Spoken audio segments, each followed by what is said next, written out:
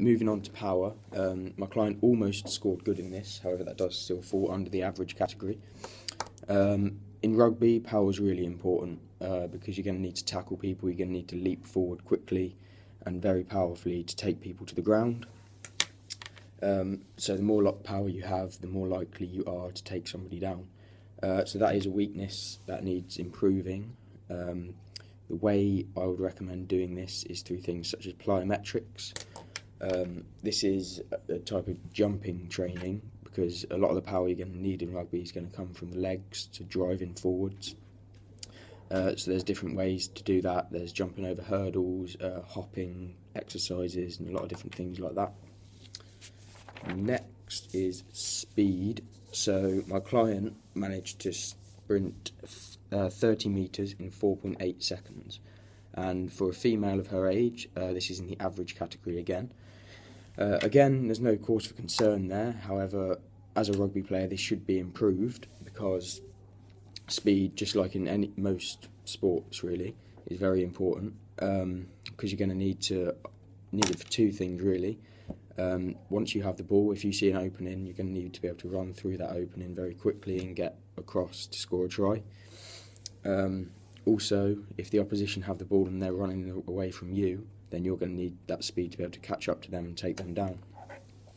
So that's a weakness there really, because that does need improving.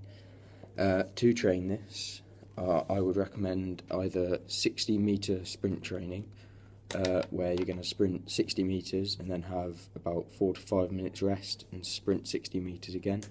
This is going to be using the phosphocreatine system, so it's maximal effort and it's going to train your fast twitch muscle fibres, and this will eventually lead to you becoming faster, increasing your speed.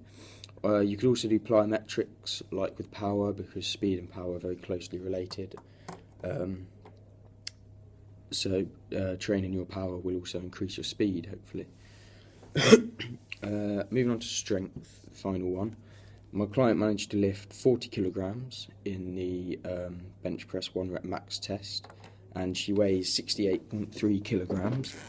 So as a calculation of body weight to weight lifted, she managed to lift 0.59% of her own body weight. This is in the average category again. So this is one of the most important things in rugby strength, because the whole point of it is to take other people down when they're on the ball, and you're going to need to be strong to do that. It's used for both things like when you have the ball, you're going to need to push people away from you, and when other people on the other team have the ball, you're going to need to be strong enough to grab them and bring them down with you. So that does need improving. The way I would suggest you do this is something like strength training in the gym. So that would be 1 to 3 reps of 90 to 100% of your 1 rep maximum as a whole body workout. So you'd say put it on 95% of your 1 rep max, do 2 reps, and then have, I don't know, maybe a 3 to 4 minute rest, and then do that again. Maybe do 4 or 5 sets of that and move on to the next exercise.